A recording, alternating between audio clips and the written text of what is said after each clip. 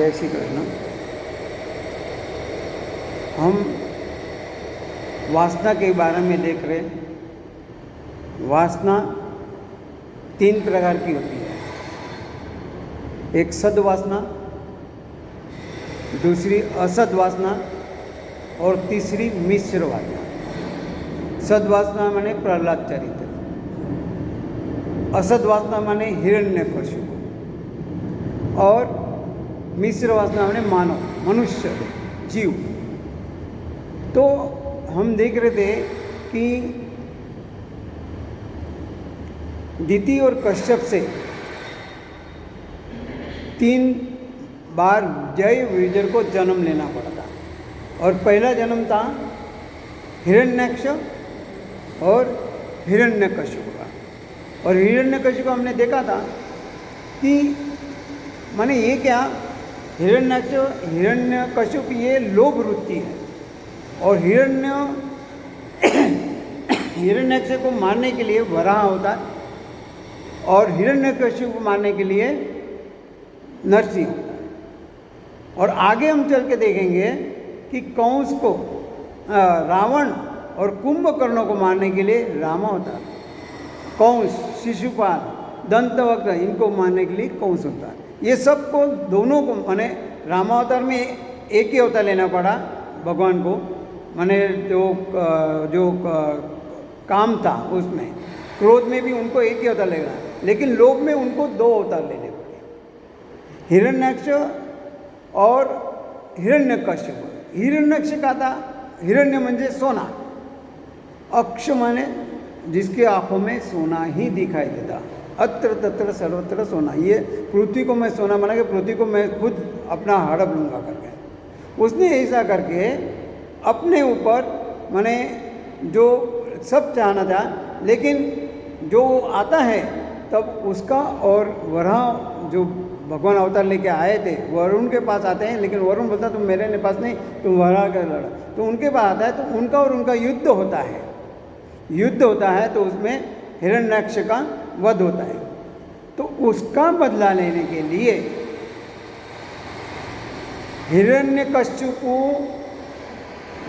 संकल्प करता है, मैं अभी विष्णु भगवान को खत्म कर दूंगा, उनका वध करूंगा। लेकिन साथ में अपने माँ को उपदेश भी देता है, दीदी को, कि तू चिंता मत कर, सब मैं अच्छा करूँगा, ऐसा वैसा सब करता है। लेकिन वो अपना क्या कर रहा है उसको पता नहीं है। तो यहाँ पे सुखदेव ने जो राजा को बताया, जब राजा ने पूछा कि भगवान आप ही इतने बड़े थे, भगवान ने उनको मारा क्यों, इतने सब कुछ करते मारा क्यों? बोले देख, भगवान है ना किसको मारते नहीं, भगवान किसी को मारते नहीं है, भगवान हर किसी को तारते हैं। आपको लगता है मारा है, लेकिन वो मारना नहीं है, तारना है। भगवान उन सबको देखो, क्रिया में फर्क हो सकता है, लेकिन जो भाव है, भाव में फर्क नहीं। क्रिया में हो सकता है, क्योंकि घर में है तो एक पुत्र है, माँ बाप के पैर छुएगा, पत्नी के नहीं छुएगा, बेटे के नहीं छुएगा। तो कहने मतलब व्यवहार में भी विषमता हो सकती है, लेकिन जो भाव है अपने जीवन के लिए, वो भाव क्या है, वो सम है। क्रिया में विषमता हो सकती है, लेकिन भाव में विषमता नहीं होती। तो कहने मतलब वही बोला कि जो माने अपना भगवान का है, असुरों को मारते हैं, लेकिन उसका स्वभाव उनके हिसाब से उनको तारते हैं, मारना नहीं है। एक बार क्या होता है, चोर चोरी करने जाता है, चोर चोरी करने जाता है तो भगवान को पता चलता है, अरे यार ये चोरी करके पकड़ा जाएगा, जेल में जाएगा, इसको जेल में नहीं जाना, इसके कर्म के हिसाब से जेल में नहीं जाना है। और वहाँ पे लिखा भी था वो पकड़ा जाएगा करके। तो भगवान ने क्या किया, उसको एक ठोकर लगा दी, गिर गया, पैर में मोच आ गई, इसलिए घर वापस आ गया। क्योंकि भगवान जो करते हैं वो जो भगवान अच्छा करते हैं तो उसको मारते नहीं है, उसको ये नहीं करते, लेकिन उसको बचाते हैं। तो यहाँ पे वही बोला है, निष्काम भाव से दूसरों को सुखी करना, माने ये भगवान की लीला होती है। हम भी अगर निष्काम भाव से अगर भगवान का ये करेंगे, ये हमारा मन है ऐसा ही है, लेकिन क्या होता है भगवान जो काम करते हैं उसके पीछे उनका स्वार्थ नहीं होता है, कुछ उनको लेना नहीं है, कुछ उनको ये करना नहीं है, लेकिन हम जो क्रिया करते हैं उसके पीछे हमारा स्वार्थ होता है, कपटीपना, निष्काम नहीं होता है, स्वार्थ होता है। तो वो बोलता है कि ये जो भगवान ने दिया है तो बोले इसके लिए दिया, और आगे बोलता है कि ऐसा है तो आदमी पाप कैसे करता है, उसको मने गलत काम कैसे करता है। तो वो बोलते हैं, बहुत अच्छा जवाब दिया उन्होंने कि भगवान ने शक्ति सबको बराबर दी है, लेकिन अगर वो शक्ति धर्म के अनुसार चलेगा तो अच्छे काम होगा, धर्म के विरुद्ध चलेगा तो वो गलत होगा। तो है ना, मतलब वही उन्होंने बताया है कि ये जो बुद्धि है ना ये अपने को ये करता है। वैसे उन्होंने बोला है शिशुपाल ने भी भगवान को ये किया था, गाली दे उकसाया था, लेकिन वो भगवान का वो भक्त भी था उतना, वो डर के मारे भगवान को याद कर रहा था। रावण, कंस, ये क्या भय से उन्होंने यहाँ पे प्रकार बताया कि आदमी कौन कैसे याद करता है। परमात्मा में तन्मय होना है तो कौन से ही भावना से हो सकते हैं। तो बोलता है मनुष्य द्वेष से, डर से, कोई प्रेम से, गोपियाँ प्रेम से भगवान को याद करती थी, तो कंस ये डर के मारे, और ये जो है शिशुपाल जैसे वो द्वेष मत्सर था उसको कि तुर्कों को पूजा सब्र अग्रिस्तम दिया, ये सब। और बोले आप जैसे लोग यादव जो लोग हैं वो बोले भगवान को अपने कुटुंब के हैं इसलिए आप उनको ये करते हैं, और हमारे जैसे है हम जो है भगवान को भक्ति से भाव को, हम भक्ति से भगवान को याद करते हैं। कहने मतलब वही है कि देव माने उसको हमने देखा भी होगा, शिशुपाल जब मरता है तो उसको वो पार्षद था, उसको भी दिव्य शक्ति ले जाती है। तो कहने वाली ये कि ये जो है जो भगवान करते हैं, मारते नहीं है, तारते हैं, उसको अच्छी जगह लेके जाके रखने का ये करते हैं।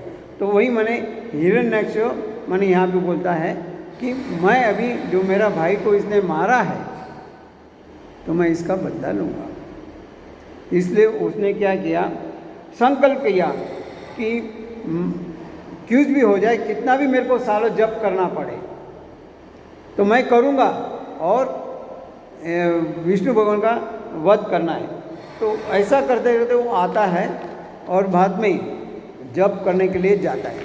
यहाँ पे अपने इसको कहता है पत्नी, तो उसकी पत्नी जो थी कयादु, पत्नी को कहता है कि मैं तो आज जप करने जा रहा हूँ, पता नहीं कब आऊँगा। पूछते कब आओगे, अपन जाते तो पूछते हैं ना कब आओगे भैया, कुछ है क्या, मैंने अब ऑफिस जाते हैं धंधे के लिए बात अलग है, लेकिन कब कहीं जाते तो कब आओगे वापस, कितना टाइम लगेगा, पूछते हैं। तो बोलता है जब तक मेरे को सफलता नहीं मिलेगी तब तक मैं वापस नहीं आऊँगा। वो जाता है वापस जैसे जाता है जप करने के लिए, जंगल में जाता है, तो जंगल में जैसे जाता है तो वहाँ पे बृहस्पति नाम का एक पोपट, एक जहाँ पेड़ के नीचे बैठा था, उस पेड़ के ऊपर वो पोपट बृहस्पति जो बन के आया था, वो नारायण नारायण बोलने लगा। नारायण माने इसका दुश्मन है, हिरण्यकशिपु का भगवान ही है ना वो। तो बोले नहीं ये तो हो ही नहीं सकता, ठीक है थोड़ी देर के बाद बैठा हूँ। जैसे और बैठा थोड़ी देर बाद नारायण नारायण, ये क्या हो रहा है, उसको गुस्सा आया। गुस्सा आते बोले आज ठीक नहीं है, चलो घर पे वापस। सुबह गया था, शाम तक वापस आ गया। जैसा वापस आया, अभी पत्नी तो जानती है कयादु कि अगर इसको डायरेक्ट पूछूंगी तो ये तो क्रोध वाला है, गुस्सा करेगा, इसलिए अच्छा इसको शांति से पूछना है क्यों वापस आया करके। तो नौकरों को बोल दिया भाई आज तुम्हारा खाना बनाने की छुट्टी।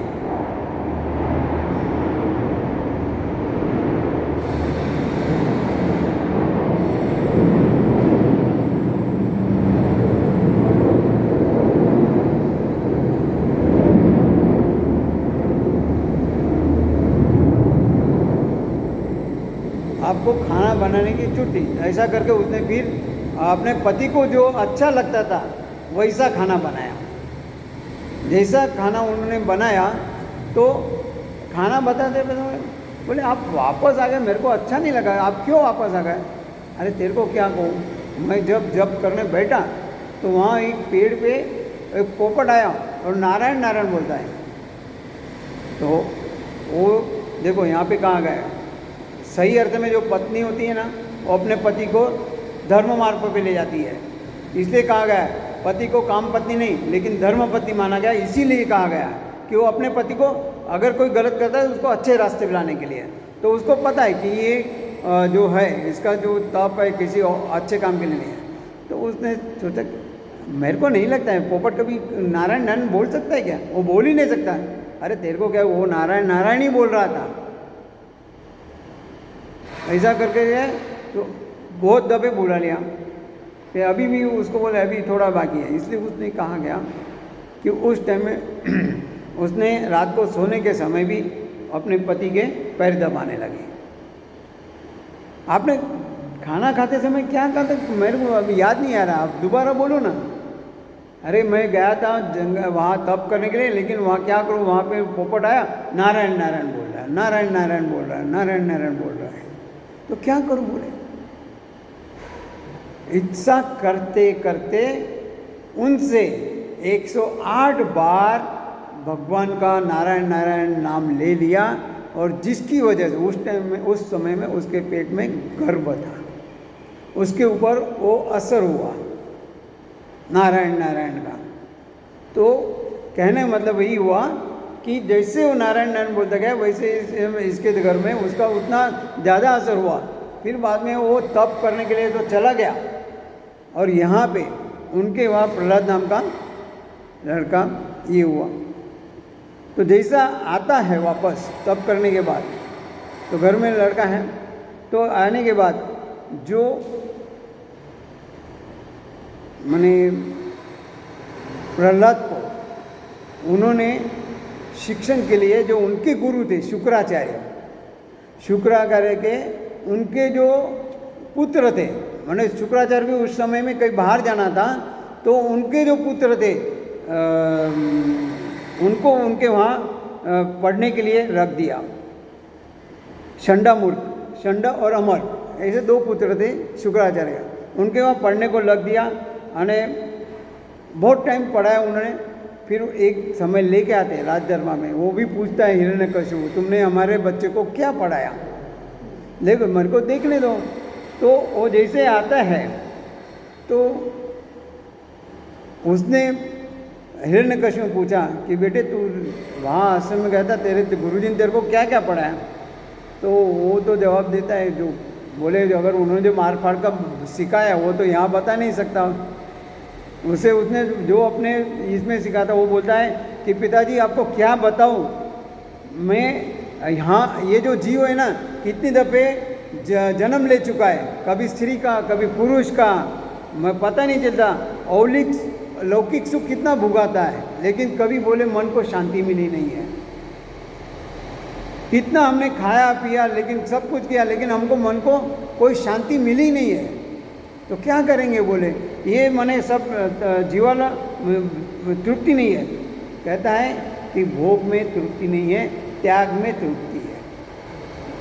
त्याग करते जाओ, भोग में तृप्ति नहीं है, त्याग में तृप्ति है। हम कितना भुगत रहे फिर भी हमारा मन भरता नहीं है, मन हमारा संतोष नहीं होता है, असंतोष ही है। कहा गया जो संतोष है वही उसके जीवन में आनंद आता है। तो वो बोलता है ये नहीं है, इस जन्म में ना ये जीव जो आया है स्वार्थ भरा है। जैसा अभी हमने देखा, ये जो जीव मात्र प्राणी ना सिर्फ स्वार्थ और स्वार्थ के लिए यहाँ पृथ्वी पर आता है, अपना कर्म करता है, चला जाता है। जो जीव जन्म लेता है और मरण होता है तब तक उसके जो सगे संबंधी है उनके साथ उनके नाता रहता है, लेकिन वो जो रिश्ता होता है वो रिश्ता भी ही स्वार्थ का होता है। बहुत कम ऐसे होते हैं जिनका निस्वार्थ रिश्ता होता है, लेकिन ऐसा तो हो ही नहीं सकता है। पति पत्नी में स्वार्थी और कपटी ऐसे रिश्ते होते हैं। और आज कलयुग में तो वही देखने को मिल रहा है। चाहे मैं किसी का क्रिटिसाइज नहीं करता हूँ, लेकिन कहने मतलब वो बोलता है कि पति जो मानव जो बन गया है, चाहे वो स्त्री हो या पुरुष हो, एक नंबर 1 स्वार्थी और कपटी बन गए हैं। तो उन्होंने एक दृष्टांत बहुत बड़ी दिया कि एक पति पत्नी है, उनके बाद 3 लड़कियाँ हुई और चौथी बार जब वो गर्भवती है तो उसकी सास बोलती है कि अगर अभी चौथी बार लड़की है तो तेरे को घर से निकाल देंगे। तो अभी क्या ये रिश्ता है? मैंने तेरा रिश्ता किसके साथ है फिर? ये तो लड़का हो लड़की हो, ये तो भगवान के हाथ की देन है। तो कहने मतलब वही है कि जो हमारा रिश्ता जो बनता है स्वार्थ का होता है।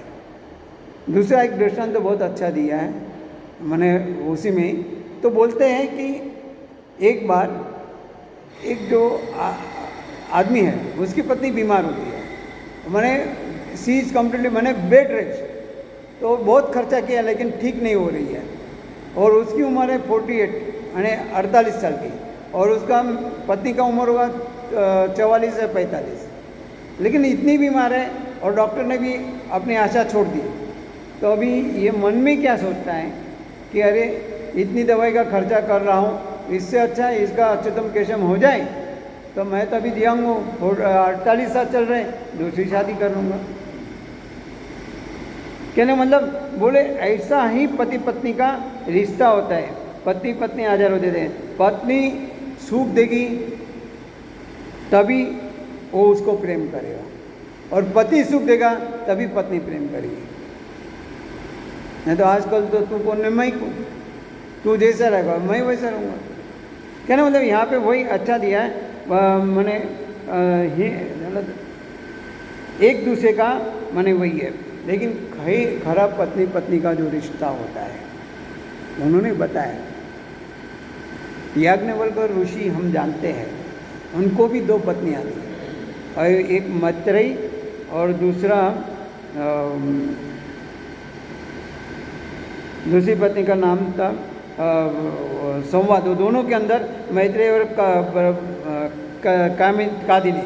तो वो 2 अभी याज्ञ बोलते हैं कि मैं तो बोली अभी संन्यास लेना चाहता हूँ, लेकिन मेरे पास जो कुछ भी है मैं आप दोनों में बांटना चाहता हूँ, आप दोनों में ये बांटना चाहता हूँ, तो आप बोलो क्या करेंगे। तो मैत्रेयी आके बोलती है, मैत्रेयी भी उनके जैसे मैंने बहुत आगे मैंने भक्ति करने वाली थी, तो बोलती है आप तो संन्यास लेके चले जा रहे हैं, लेकिन आप मुझे जो दे रहे हैं उसमें से मेरे को लौकिक सुख मिला, लेकिन अलौकिक का क्या होगा उससे? अलौकिक सुख मिलेगा नहीं, मिलने वाला है। तो मेरे को ये क्या करना है? इससे अच्छा आप दूसरी जो मेरी सोच है उसको दे दो। कहना मतलब यही है कि पुत्र स्त्री पत्नी ये मने कभी प्रिय रखते हैं जब अपना स्वार्थ पूरा होता है, तो ऐसा नहीं होना चाहिए। कहने मतलब यहाँ पे और कहता है पिताजी को कि पता इस दुनिया में सब स्वार्थी है, आप मैं सबको स्वार्थी है, आप अपने मन की हिसाब से मुझ को रखना चाहते हैं, मैं अपने हिसाब से जीना चाहता हूँ। तो वो अपने माथे पर हाथ लगाता है कि क्या करूँ, अरे ऐसा पूछ रहा। तो उनको डांटता है वो चंडा मोर दोनों मैंने जो भाइयों होते जो, तो बोलता है इनको दोबारा जा लेके जाओ, इनको कुछ अच्छे पाठ सिखाओ। अच्छे पाठ सिखाने गए तो क्या होता है कि और थोड़ा समय गया, 4-6 महीने जो भी है, और जाने के बाद दोबारा उनको बुलाता है, दोबारा उनको बुलाता है। तो बोलता है कि अभी तूने क्या सीखा है? तो प्रहलाद बोलता है कि आपने ना तो मेरे को भगवान है मेरे लिए, ना मैं आपका ये हूँ, तो आप मेरे ऊपर ये जबरदस्ती क्यों रहे?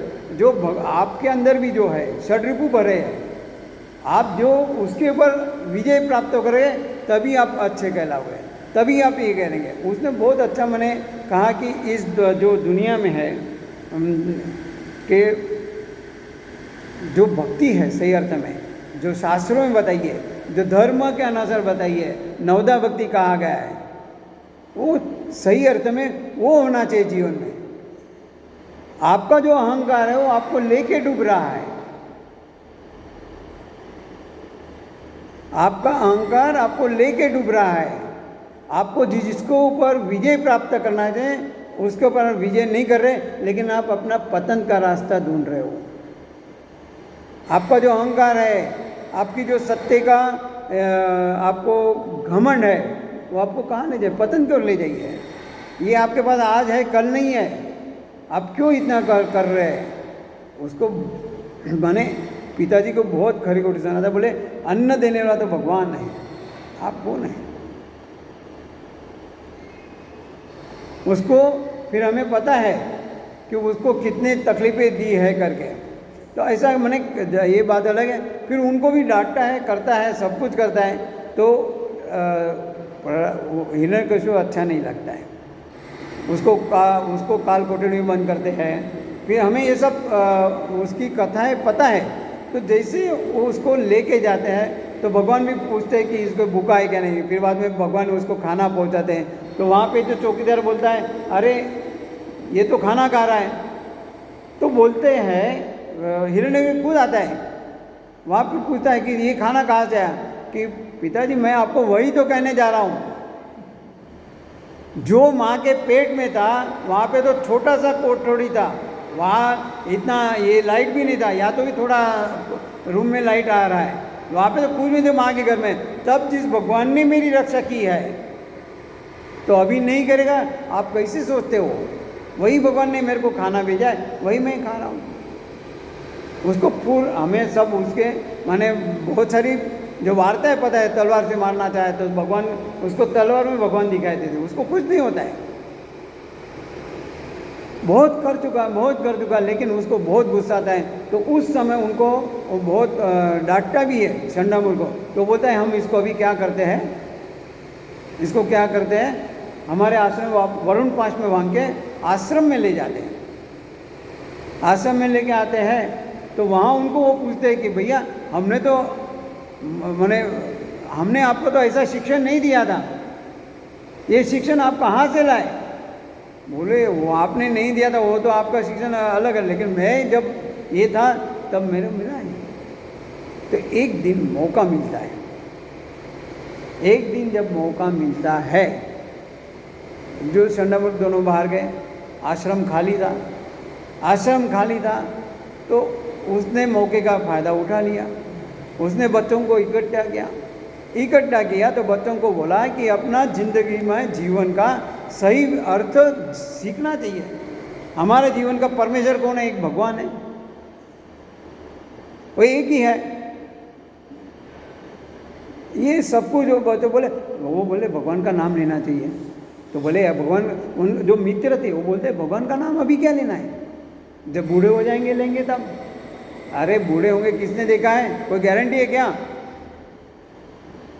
कोई लिख के आए कि इतने साल जीने वाला है करके, और तब आपका मन करेगा लेकिन शरीर साथ नहीं देगा, तो क्या करोगे आप। और भगवान को अगर कुछ देना है तो अपना जो तरुणावस्था है, बालपन है, तब से भगवान को याद करना है। हम नहीं तो आजकल बच्चों को क्या बोलते हैं, पिक्चर की टिकट देते हैं, जा पिक्चर देख के आ, घर में शांति रहेगी 5 घंटा। लेकिन कोई ऐसा नहीं बोलता मंदिर में जा करके।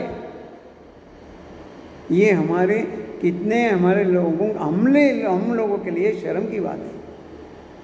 मैं फिर से कहूँगा कि एंजॉय करना है, लाइफ में मौज मस्ती करना है, लेकिन अपने जो संस्कार है वो हमें भूलना नहीं है।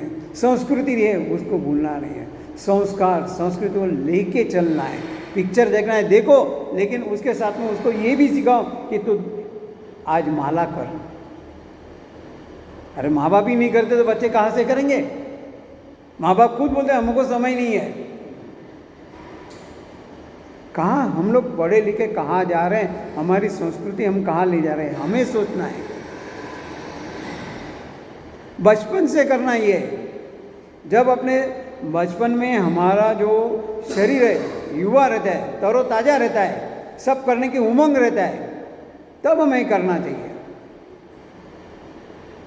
तो ये हमें अपना जीवन वो बताता है कि हमें जब अभी से भगवान का नाम इसलिए लेना है। अभी मान लो आप अपने मित्र के घर गए और उसका बढ़िया, मैंने छोटी टपरी नहीं थी, बढ़िया फूलों का दुकान है उसका, बड़े बड़े अच्छे अच्छे गजरे बनाते हैं, हार बनाता है, ये बनाता है, अच्छे वैरायटी वाले सब फूल है। और वो क्या करता है कि वो जो फूल है, मैंने दररोज उधर से जाता था तो उसको मिल के जाता था, अपना मित्र ही था ना, घर जैसा उसका संबंध, आना जाना। तो क्या करता था, वो आधा जाता था तो दररोज क्या करता, उसको अपना एक अच्छा फूल नया नया कोई ना कोई देता था। उधर से जाता है दररोज, उसका नियम हो गया, उसको मिल के आगे जाना, जो भी काम लेना था। तो एक दिन जाने लगा तो ये फूल वाला किसी मूड में, उसका मित्र था किसी और मूड में होगा, तो उसने क्या किया, बहुत 2-3 दिन का पुराना बासी फूल था, उसके हाथ में टपका दिया।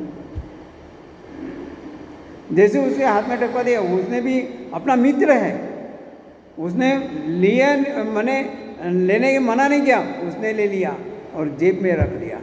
लेकिन मन में क्या विचार किया, मन में क्या आया, अरे दररोज तो अच्छा फूल देता, आज इसके मन में क्या हुआ, जो फूल में सुगंध नहीं है, जो फूल में ताज़ा तवरेरे नहीं है, ऐसा बासी फूल मेरे के क्या करना है। लेकिन आगे जाके वही फूल एक वृक्ष के नीचे डाल देता है।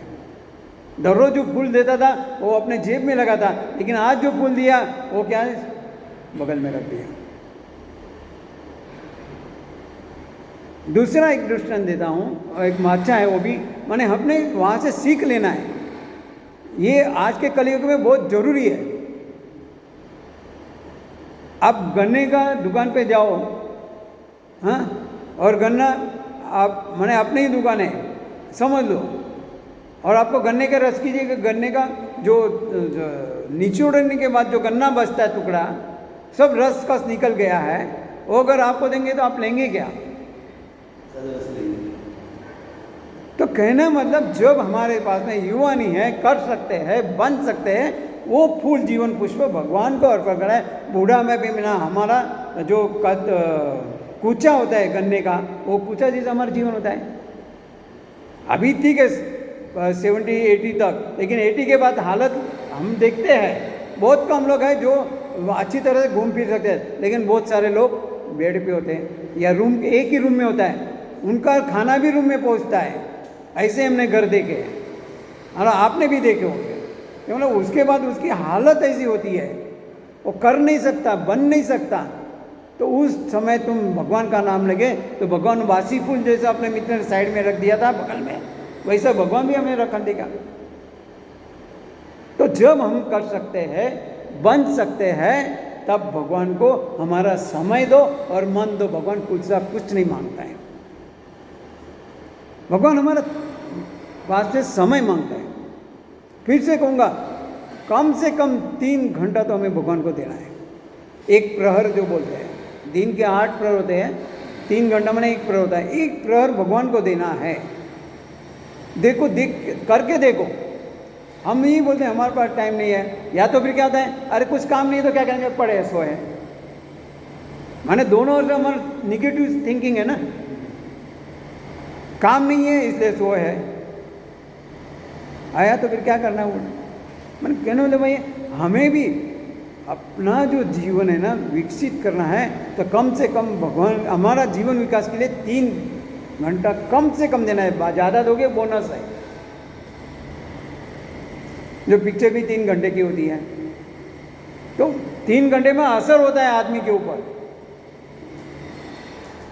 इसलिए 3 घंटा बोला है। बाकी ज़्यादा दो बोनस है, बात अलग है। लेकिन वो लड़कों को वही बोलता है, जब हमारा बचपन अच्छा है, हम कर सकते हैं, बन सकते हैं, तो उसी समय में हमारा जो है ना वो जीवन भगवान को अर्पण करना चाहिए, वो भगवान के काम के लिए लाना दे। ऐसा करते करते तो उसने बच्चों को बहुत कुछ ये किया है। तो ऐसा फिर बाद में वो लोग इतना ये हो गए वातावरण में कि भगवान का नाम लेते लेते भगवान का जप कीर्तन करने लगे। भगवान का जप कीर्तन करके लगे तो यहाँ पे चल रहा है, आ रहा है करके उन्होंने क्या किया, शंडामूर्ख और वो भी आते हैं, देव अभी लेके जाते भाई, अभी राजा के पास अभी तो अच्छा सीख लिया हुआ है, लेकिन जैसा आते हैं देखते हैं ये तो कीर्तन करते करते नाच गाना सब कुछ कर रहे थे, डांस कर रहे, कीर्तन कर, म्यूजिक माने वो झांझ बज रही है, सब कुछ हो रहे हैं, ये बज रहा है, तबला बज रहा है, सब कर रहे हैं और भगवान का भक्ति का गीत भी गा रहे हैं। तो शंडामूर्ख को लगता है अरे ये तो गलत हो रहा है। वो जैसा आता है वो प्रहलाद को हाथ लगाता है, जैसा हाथ लगाया चिपक गया, उनके साथ वो भी करने लगा डांस, नाचने लगा, भगवान के नाम लेने लगा। दोनों भाई आए, वो देखा, दूसरा भाई भी आया, वो बोलता है ठीक है। यहाँ पे राजा बोलता है ये दोनों गए हैं, अभी तक आए क्यों नहीं, हम दोनों को भेजा है, आए क्यों नहीं। तो उसने अपने सेवक को भेजा, जो सेवक था वो बोलता है चलो अभी मौका मिला है आश्रम में जाने का, कभी तो गए नहीं, और देख के आते हैं, आश्रम भी देख के थे, उनको मिल के भी आते हैं और लेके भी आते हैं, राजा का संदेशा दे के आते हैं। आता है तो देखता है कि क्या हो रहा है, कि बच्चे तो भगवान का नाम ले ही रहे, कीर्तन कर ही रहे, लेकिन ये दो गुरु के शुक्राचार्य के दोनों बच्चे लड़के हैं, वो भी उनको उनके साथ भक्ति कर रहे हैं। तो वो उनके पास आता है, उनको कहता है क्या क्या बोलता है, उनको चिपक गए। वो आया था बंदा उनको बुलाने के लिए, लेकिन वो भी चिपक गया। एक आया, दो आया, तीन आए, चार आए, ऐसे जो आया वो सब चिपक गया। बहुत टाइम हो गया, ये सब जा रहे वापस नहीं आ रहे।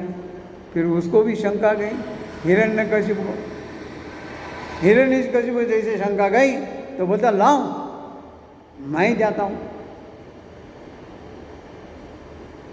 मैं जाता हूँ करके हिरण्यकशिपु जैसे वहाँ आया तो जैसा वो हाथ लगाने गया तो उसको करंट नहीं लगा, क्योंकि उसका फ्यूज उड़ा हुआ था। तो सब लोग बंद हो गए, नाचना बंद हो गया, भक्ति का गाना बंद हो गया। ऐसा करते करते फिर ये चिल्लाता ये क्या कर रहे हो। तो फिर से प्रहलाद कहता है कि पिताजी आप अभी भी मेरी बात मानो, आप जिस रास्ते, मेरे को तो आपकी मौत दिख रही है, मेरे को आपकी मौत दिख रही है, आप क्यों ऐसा कर रहे हैं। बोले तू क्या मेरे दुश्मन को याद कर रहा है, विष्णु भगवान नारायण जिसका नाम ले रहा है वो मेरा दुश्मन है, कहाँ है तू। बोलता है भगवान मेरे को कहीं नहीं दिखा दे। बोले भगवान तो सब जगह है, भगवान कहाँ नहीं है नहीं पूछो, भगवान कहाँ नहीं है वो बताओ, भगवान सब जगह है। तो पिताजी को बहुत समझाना चाहता है कि भगवान अभी भी आप समझ जाओ कि भगवान है, वही हमारा जीवन चलाता है, आप तो एक निमित्त मात्र है। आपको भगवान ने जो दिया है राजा बना के, वो दूसरों को विकास करने के लिए, दूसरों को देने के लिए, दूसरी का गलतियां माफ करने के लिए। आपको जितनी भी शक्तियाँ मिली है ये ऐसा करने के लिए दिया, लेकिन आप उसका उल्टा कर रहे हो।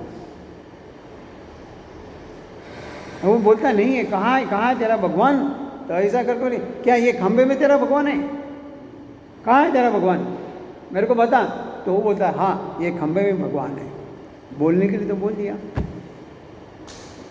बोलने के लिए तो बोल दिया, लेकिन भगवान कहाँ है दिखाई दे तो ना, लेकिन उसको श्रद्धा थी। तो तब तक ये तलवार लेने गया, तलवार लेने गया तो जैसा तलवार लेके आया तो वहाँ पे माने तब तक तो जो भगवान थे नृसिंह भगवान खम्भे में से उसको बोल दिया कि मैं हूँ करके, प्रहलाद को बोल दिया मैं हूँ चिंता मत कर करके, मैं हूँ करके। तो उन्होंने फिर निराश हो गया। तो भगवान बाहर आए और हिरण्यकशिपु को पकड़ा, अपने गोद में बिठाया। उस दिन ना घर के अंदर था ना घर के बाहर था, ना रात थी ना सुबह थी ना दोपहर थी, शाम का समय था और भगवान के पास कोई अस्त्र शस्त्र नहीं थे। उन्होंने अपने नाखून पे उसको ये कर दिया, यहाँ उसका वध हुआ। कहने का मतलब है कि ये जो उसने जो तप किया था, देखो तप जब किया उसने था तो तप उसने क्या किया था, अच्छे काम के लिए, उसका इरादा अच्छा नहीं था। दुर्योधन ने भी तप किए, योग, विष्णु योग वगैरह सब कुछ किए, लेकिन इनके पीछे उनकी भावना अच्छी नहीं थी। भावना अच्छा होना मांगता है, आपका संकल्प अच्छा होना मांगता है, उसके पीछे आपका हेतु अच्छा होना मांगता है। हम भी कर्म करते हैं तो उसके पीछे हमें सोचना है कि मेरा जो कर रहा हूँ वो अच्छे के लिए कर रहा हूँ या किसी का बुरा के लिए कर रहा हूँ, ये मेरे को सोचना है। लेकिन क्या है, आदमी ये सोचता नहीं है। हमेशा आदमी क्या कहता है, मैं आगे बढ़ूं और दूसरा पीछे रहे, चाहे मेरे को उसके लिए कुछ भी तकलीफ उठाने पड़े तो उठाऊंगा। मैंने आज का जो है ना, फिर से कहूँगा, मेरा चाहे कुछ भी हो, लेकिन सामने का भी मैं उससे नहीं, लेकिन मेरा विकास कर। एक बार क्या होता है कि एक आदमी चाहता है मैं खूब अच्छा बन जाऊँ, ये कर जाऊँ करके, तो उसने सोचा कि भगवान को प्रसन्न करूँगा कि मेरे की जो इच्छा है भगवान पूरी कर देगा। उसने उसने सब तप किए, दूसरे मुनियों को, संतों को पूछ के उसने सब कुछ आराधना वगैरह सब कुछ थी जो बताया और सब कुछ विधि किया। एक दिन भगवान प्रसन्न हुए। भगवान जैसे प्रसन्न हुए तो खुश हो गए, तो बोलो मांग मांग, क्या चाहिए तेरे को, मैं वरदान के लिए बैठा हूँ। बोले भगवान मेरे को, मैं सुख संपत्ति सब, रुक जा। क्या, मेरी एक शर्त है, तू जो मांगेगा उसका डबल तेरे पड़ोसी को मिलेगा। बोल शर्त मंजूर है, मैं तेरे पूरा देने को तैयार हूँ। तेरे को अगर ये शर्त मंजूर है तो मैं तेरे को पूरा दूंगा, तू जो मांगे सब कुछ दूंगा, कभी मना नहीं करूँगा। बोले क्या, ये मुझे मंजूर है। अगर पड़ोसी, मेरे लिए पड़ोसी मिलता है तो उसमें क्या तकलीफ, मेरे को तो मिल रहा है ना। पहले ये लोग उसको हुआ कि मेरे को तो मिल रहा है ना, उसको चाहे डबल मिले, उससे मेरे को क्या तकलीफ है, वो अपनी जगह मैं मेरी जगह। फिर ऐसा करते वो जो मांगता गया, भगवान मेरे आंगन में एक गाय आए, जैसे भगवान ने बोला तथास्तु, पड़ोस के घर में 2 गाय आएगी, 2 आ गई। भगवान मेरे घर में 2 गाड़ी आ जाए, उसके घर 2 गाड़ी है, उसके घर में 4 आ गई। जो जितना मांगता था भगवान तथास्तु कह के उसको उसकी इच्छा पूरी करते हैं, लेकिन उससे डबल बाजू वाले को मिलता था, पड़ोसी को मिलता था। लेकिन फिर कहूँगा, जब तक अपने को मिलता था और लिमिट में था तब तक ठीक था, लेकिन ज़्यादा उसको बढ़ने लगा तो उसको द्वेष पैदा हुआ। अरे मैं तो मेहनत करके भगवान को जॉब किया, तप किया, तब जाके मेरे को मिला है, इसको तो बिना कुछ किए मिल रहा है, इसको बिना कुछ किए मिल रहा है, तो क्या करेंगे। उसको द्वेष आया, मत्सर आया, तो अपने मित्र को बताया। बोले मेरे को तो ऐसी तकलीफ हो गई, बोले भगवान मेरे को प्रसन्न हुए, मैंने वरदान मांगा, भगवान की शर्त थी मेरे को जो मिलेगा उसका डबल उसको मिलेगा। ठीक बोले, अभी आप एक काम कर, तो एक बड़ा बंगला मांग। बोले इससे क्या हुआ, वो मांग तो सही, ठीक है। भगवान को बैठा, भगवान से मांगा, भगवान मेरे को एक बंगला दे दो अच्छा वाला। भगवान ने उसको दिया, लेकिन साथ में बाजू वाले को 2 बंगले दिए। चलता गया, वो मित्र को बताया रहा मेरे जो मिले उसको डबल रहा है, रुकना। तो बोलता है कि भगवान से मांग कि मेरे को 25 माल की बिल्डिंग चाहिए और बिना दरवाजे के। बोले उससे क्या होगा, मांग तो सही।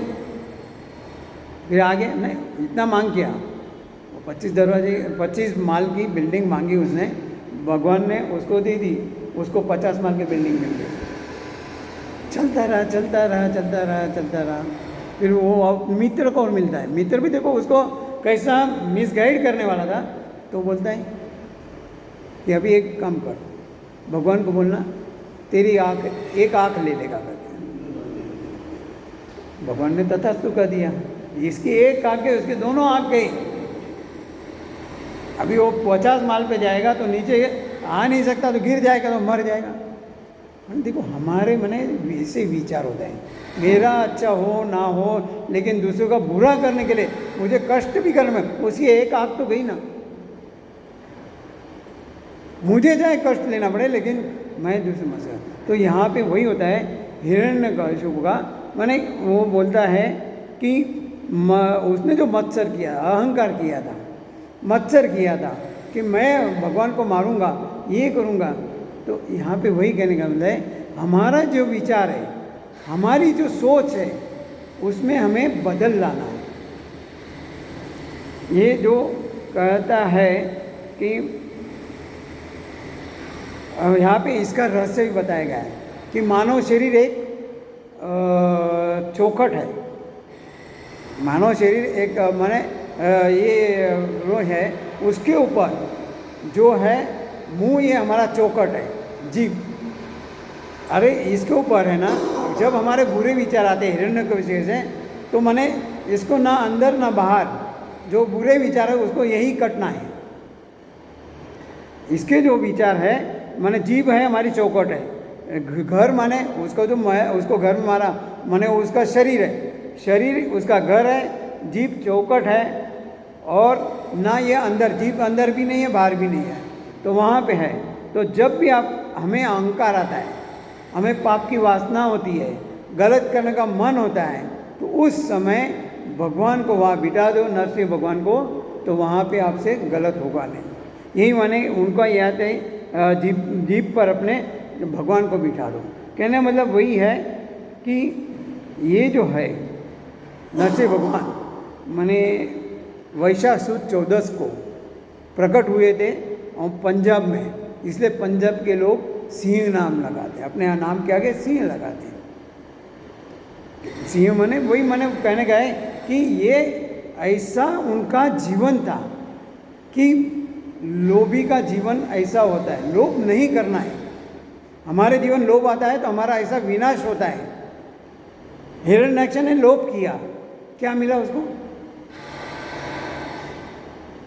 हमारे जीवन में भी ऐसे बहुत प्रसंग आते हैं जो हमें माया माने लोभ में डुबाना चाहती है। तब उस समय हमें भगवान को पकड़ के रखना है। भगवान तो हमें हर समय हर जगह तथास्तु कहता ही है। हम जो भी मांगे भगवान देता है ना। माँ कभी ना बोलती है बच्चे को, कभी फटकारती है, मारती है ना, वो अच्छे के लिए मारती है। फिर से कहूँगा, माँ कभी बच्चे को मारती नहीं, उसके मन में कभी कुभाव नहीं रहता है। उसको यही कि पता है आखिरकार मेरा लड़का है, आज नहीं तो कल सुधरेगा। भगवान को भी यही है, आखिर मेरा जीव है, मेरा भक्त है, आज नहीं तो कल सुधरेगा। लेकिन हम लोभ करते हैं ना, और लोभ ही हमारा जीवन का नाश करते हैं। बड़े बड़े लोभ में लोग जो संत है या जो भी कोई राजा भी है, सब ऐसे होते हैं कि जो लोभ में ख़त्म हो जाते हैं। लोभ माने यही होता है। फिर से माने बनी हुई घटना का माने एक घटना है याद आ रही है अभी एकदम लोभ के ऊपर। तो क्या होता है, इंग्लैंड का राजा होता है, वो भी भगवान को ऐसे प्रसन्न करता है, भगवान उसके ऊपर प्रसन्न होते हैं। आखिर में हमारा के भगवान के पास हम क्या मांगते हैं ना, ये हम कभी सोचते नहीं हैं। भगवान पर तो तुरंत कुछ भी मांग लेते हैं। एक बार तो एक सेठ को भगवान प्रसन्न हुआ, भगवान जी से प्रसन्न हुए। भगवान ने कहा मांग, क्या मांगना है तो उसने क्या मांगा पता है? देखो आदमी की सोच कहाँ तक होती है। वो बोलता है 7वें माले पे सोने के झूले पे पौत्रों को लेकर मैं बैठा हूँ और सामने से मेरे जो बहू हैं सोने के घर में पानी लेके आ रही है। भगवान से क्या मांगा बोलो? भगवान से मांग मांग के क्या मांगा, कितना मांग लिया।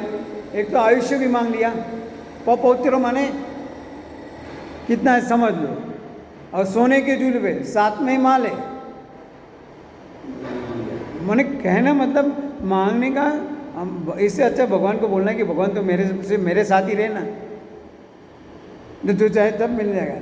नहीं, कहाँ उसके साथ आने वाला है। ये सब भगवान भी दे भी देंगे, साथ में नहीं आएगा। हम लोभ के लिए मांगे, हम सोचते नहीं है कि हम क्या मांग रहे हैं, कैसे मांगना है। भगवान को देने अगर हम मांगते भी ना तो भगवान को बोलता है, अरे मेरे को तो, मैं तेरे को लाख देना आया, तूने 10,000 मांग लिया। भगवान देते हैं तो सब छप्पर पाएगा। भगवान को यही कहना है, भगवान तेरे को देना है ना, मेरे को योग्य लगे ऐसा दे, मेरे को योग्य लगे ऐसा दे। लोभ में हमें ख़त्म नहीं होना है। तो इंग्लैंड का राजा वही, भगवान उसको प्रसन्न हुए। भगवान ने बोला मांग क्या मालूम, तो वो बोलता है भगवान मैं जहाँ हाथ लगा वहाँ सोना होना चाहिए। सबको पता होगी ये स्टोरी तो, हाँ, मैं जहाँ हाथ लगा वहाँ सोना। भगवान बोले तथास्तु। लेकिन फिर भी एक बार सोच ले, अरे इसमें सोचने वाली क्या बात है। मैं जो मांग रहा हूँ सही मांग रहा हूँ, मेरे अच्छे के लिए। मैं जहाँ हाथ लगाऊंगा सोना हो गया है, हिरण्याक्ष। जब जहाँ देखो वहाँ सोना सोना सोना सोना। भगवान बोले अब फिर मैं दे दूँ फाइनल, तो बोला दे दो। भगवान ने बोला तथास्तु। भगवान तो अंतर ध्यान हो गए, चले गए। लेकिन ये सोचता है कि भगवान ने जो मेरे को तथास्तु कहा, वरदान किया है, सही है या गलत, वो देखने के लिए उसने बाजू में टेबल था, उसको हाथ लगाया, हाथ सोने का हो गया। हाथ सोने का हो गया। फिर कुर्सी को हाथ लगाया, कुर्सी भी सोने की हो गई। राजा को पानी की तरस लगी, प्यास लगी, पानी मंगवाया। सैनिक तो पानी लेके आया, लेकिन जैसे लाया, हाथ में लिया, हाथ का जो ग्लास था कांच का, वो सोने का हो गया। तो ठीक है, कांच सोने का हो गया, लेकिन जैसा मुंह पे लगाया, पानी सोने का हो गया। इतना सब कुछ मिलने के बाद भी वो पानी नहीं पी सकता है। ऐसी हमारी बुद्धि है। देखो कहाँ हम भगवान से क्या मांगते हैं, कैसे मांगते हैं। हमें ये सोचना है भगवान से कहाँ, कब, कैसे मांगना है, क्यों मांगना है। पहले तो मांगना ही नहीं है, उसको कहना तेरे को योग्य लगे वो दे मेरे को। लेकिन हम लोग की वजह से इतना मांग लेते हैं। फिर अंत में उसकी लड़की आती है, वो आती है ज़रूरत, तो उसको आदत है अब पापा हमारे पिताजी को आलिंगन लगाने की। वो दूर से बोला मत आना, मत मारना, लेकिन उसको क्या पता क्या होने वाला है। लड़की आके सीधी पिताजी के गले लग गई, वो भी सोने की हो गई। अब करे क्या, पछतावा होने लगा। पहले जितना खुशी था, आनंद से राज नाच रहा था, सोने के टेबल को हाथ लगा, सोने का हो गया, बहुत नाचा, आनंद किया। अरे अभी मैं तो ऐसा हो गया, वैसे हो गया, वो सब कुछ करते रहा। माने इतना सब कुछ होने के बाद भी माने फिर बाद में पछतावा। लेकिन अब पछतावा क्या होता है, लेकिन फिर भगवान उसके ऊपर उन्हें वह पाठ पूजा जब किया, भगवान प्रसन्न हुए, बोले मुझे क्षमा करो, मैं अपना वरदान वापस लेना चाहता हूँ। कहना मतलब यही है, भगवान को देने के लिए तैयार है, लेकिन हमें उसका उपयोग करते आना चाहिए। लेकिन क्या भगवान देता है ना, हमें उसका सदुपयोग नहीं करने आता है। सही में बोलता हूँ मैं, भगवान ने हमें इतना कुछ दिया है, हम उसका, मैं तो मैक्सिमम 10% बोल रहा हूँ, लेकिन उससे भी कम होगा, हम उसका सदुपयोग नहीं कर रहे।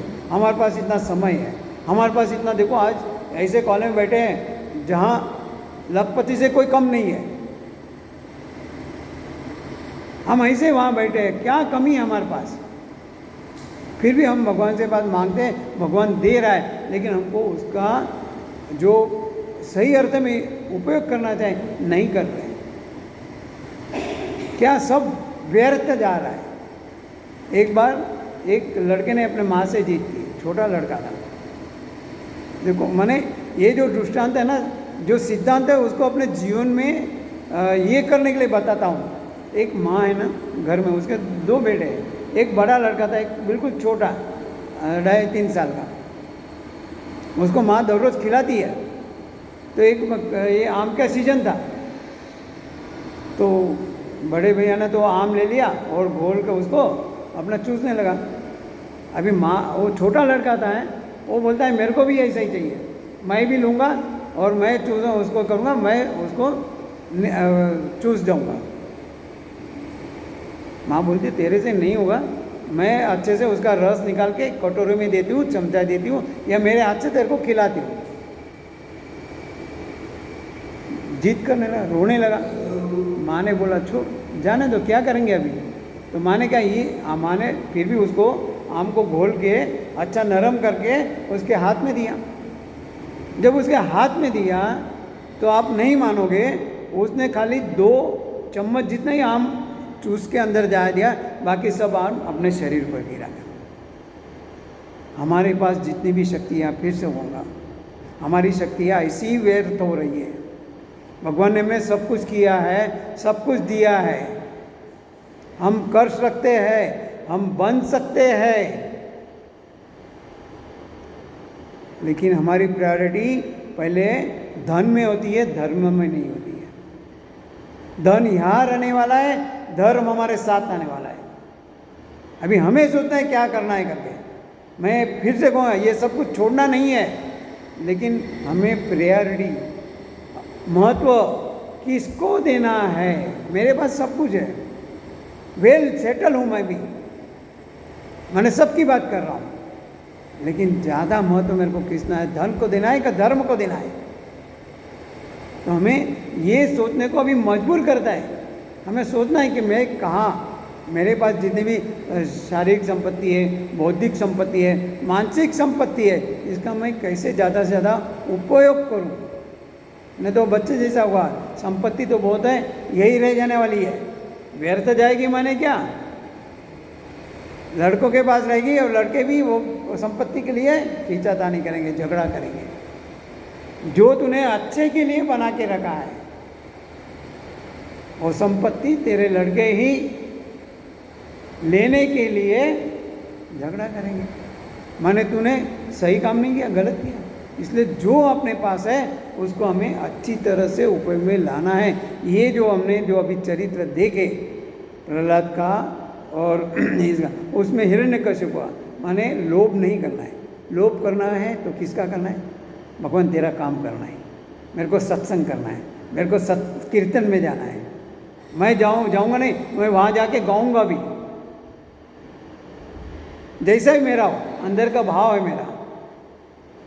मेरे चाहे मेरा गला अच्छा ना हो, जाऊँगा गाऊँगा, लोग कुछ भी कहेंगे, लेकिन भगवान तो मेरे को अच्छा कहेगा, नहीं ये बंदा है मेरे पास आया, मेरा काम कर रहा है। और 2 शब्द किसी के कान पे अच्छे जाएंगे ना, तो भी वो अपना अचीवमेंट है। तो वैसा हमें अपना जीवन बनाने का है। तो इसके लिए ये जीवन बनाने लगे हमें उतना दृढ़ निश्चय चाहिए। प्रहलाद को कितनी तकलीफ पड़ी, हमें उसका चरित्र हमने देखा, उसके पिताजी ने उसको कितना परेशान किया। एक तो जन्म हुआ तब पिताजी नहीं थे, और वो पिताजी आने के बाद उसको आश्रम में डाल दिया। आश्रम में डालने के बाद उसको क्या शिक्षा मिली, उसको क्या शिक्षा मिली और उसने क्या किया, क्योंकि उसको जब वो माँ के गर्भ में था तब उसको ये शिक्षा मिली है। क्योंकि ये भी कहानी है कि जब वो क्या बोलते हैं हिरण्यकशिपु तपश्चर्या करने गया तो इंद्रदेव भगवान ने उनके राज्य पर चढ़ाई की और इसको कयादु को उठा के लेके जाने लगा था। जब कयादु को उठा के लेके जाने वाला था, वो जा भी रहा था, तो रास्ते में उसको नारद मिलते हैं। तो नारद कहता है, अरे तू किसको लेके जा रहा है? बोले इसके पेट में तो भगवान का अवतार पल रहा है, तो छोड़ दे। बोले तो उसने उसको छोड़ दिया इंद्र ने, और वो नारद के आश्रम में रहने लगी। नारद जी कथा सुनाते थे, लेकिन जो कुंभकर्ण की पत्नी थी उसको आशीर्वाद थी, जहाँ भी कथा होती है ना, तेरा स्थान पहले वहाँ होगा। इसलिए आज कथा में देखो, जब भी हम जाते हैं ना, बहुत सारे लोग नींद लेते हैं। उसको एक वो आशीर्वाद मिला था, कथा में जहाँ भी जाओगी वहाँ उसका स्थान अग्रिम होगा। लेकिन हमें सतर्क रहना है, हमें सतर्क रहना है कि ये निद्रा देवी हमारे ऊपर हावी ना हो। यानी वही है, जब वो बच्चों को पढ़ा रहा था, उपदेश दे रहा था ना, तब बच्चों को तो ये तूने कहाँ सीखा? तब उसने बताया कि मेरे माँ के जब घर में था तब मैं सीखा हूँ, इसलिए मैं आपको ये बता रहा हूँ। उसके भक्ति मार्ग का रंग कैसे लगा? ऐसा लगा है। यानी आप कहीं भी जाओ, हम कहीं भी रहे, लेकिन भगवान का जो रंग है हमें लगना चाहिए। और वो रंग भी कैसा? पक्का डिस्टेम्बर जैसा। नहीं तो कोई आएगा, चल भाई कहाँ जा रहा है तू? बोलेगा मैं सत्संग में जा रहा हूँ। अरे गए सत्संग में, मेरे पास 2 टिकट है, चलना ना, ड्रामा देखने जाते हैं। सत्संग साइड में, ड्रामा पहले। ऐसा नहीं होना चाहिए। हाँ, उसके दोस्ती करनी है, उसके साथ भी रहना है, उसको मना भी नहीं करना है, लेकिन उसके साथ अगर पिक्चर देखने गए 3 घंटे बर्बाद किए तो आप उसको ऐसा रंग लगाओ सत्संग का, उसका जीवन भर 3 घंटे के बदले में वो अपना जीवन भगवान के लिए लगा दे। माने अपना जो है हमें उसके इसमें नहीं जाना है। उसका जो रंग होगा वो चूने का होना चाहिए, हमारा जो रंग होगा डिस्टेम्बर का होना चाहिए। एक बार चिपक गया निकलेगा ही नहीं। हमारे विचार, हमारे जो रहनी करनी है, हमारे जो बढ़ता व्यवहार है, ऐसा डिस्टेम्बर देना है कि उसको लगेगा नहीं इस बंदे में कोई दम है, इसके साथ दोस्ती करना चाहिए। हम अगर किसी से दोस्ती नहीं करें, वो पिक्चर जाने के लिए मना करें, अरे ये तो पिक्चर भी नहीं दिखा, छोड़ो ना, इससे दोस्ती नहीं। जाओ देखो, क्योंकि ये फिर देखो कलयुग में सब आएगा, लेकिन वो रंग हमें नहीं लगना चाहिए। लेकिन जो हमारा भक्ति का रंग है, सत्संग का रंग है, कीर्तन का रंग है, उसको चिपकना चाहिए। 3 घंटा मैं उसके साथ एंटरटेनमेंट करूँगा, मजा करूँगा, वो भी गलत नहीं, उसमें से कुछ पॉजिटिव लेके आना है। पिक्चर देखने जाऊँगा तो भी उसमें से कुछ पॉजिटिव सकारात्मक लेके आना है। उसके साथ 3 घंटा गया ना, उसको लगना चाहिए मेरे को इसके साथ रहना चाहिए। ये मेरा माने कर्तव्य है। अगर मेरे को अपना शक्ति का सदुपयोग करना है तो मेरा शक्ति का उपयोग ऐसा होना चाहिए। तो ये जो हमें चरित्र पता है, तो हम इसके लिए कोशिश करेंगे, जो भगवान की इच्छा होगी होगा।